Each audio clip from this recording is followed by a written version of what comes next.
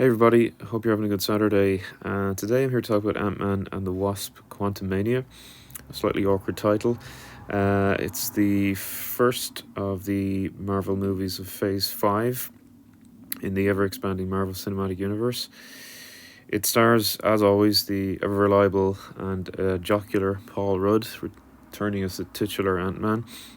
Also, we have along for the ride is Michael Douglas, who's still going strong. Evangeline Lilly, Michelle Pfeiffer, and Jonathan Majors as Kang, the new big bad, to replace Thanos, presumably. So this movie, as the title would suggest, takes place in the quantum realm, somewhere which we've seen now in Avengers: Infinity War and some of the previous Ant-Man movies.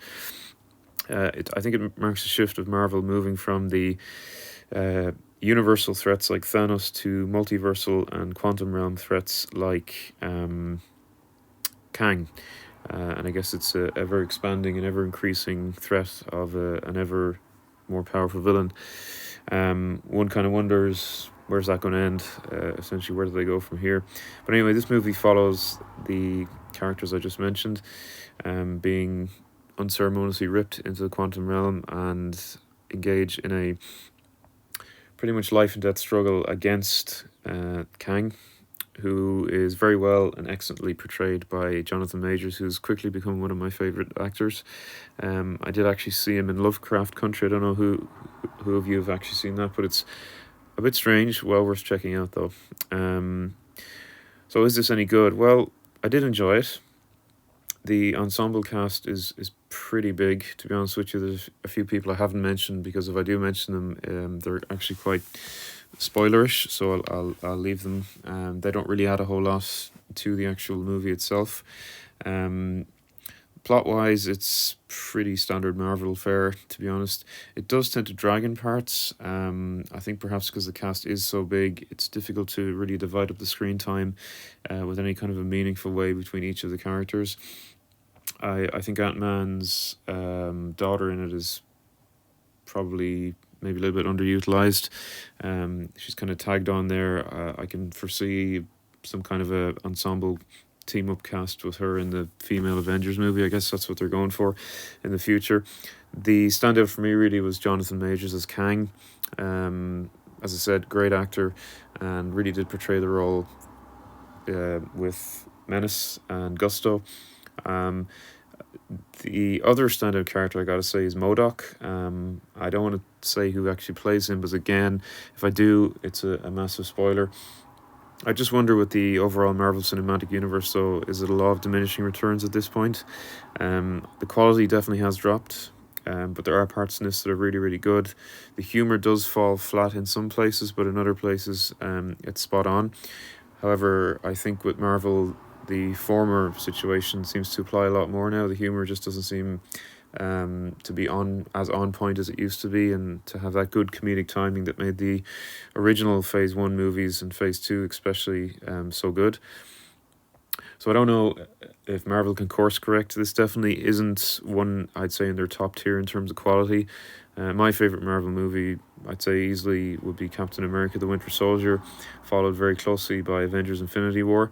I think that was peak Marvel. This definitely isn't peak Marvel, but needless to say, it's still pretty enjoyable if you're into the lore. Kang, I guess, is the next Thanos. It'll be interesting to see what kind of schemes he does come up with, what kind of threat he represents, and he's obviously going to be very prevalent in the rest of Phase 5 and potentially even Phase 6. So is this worth your time and money?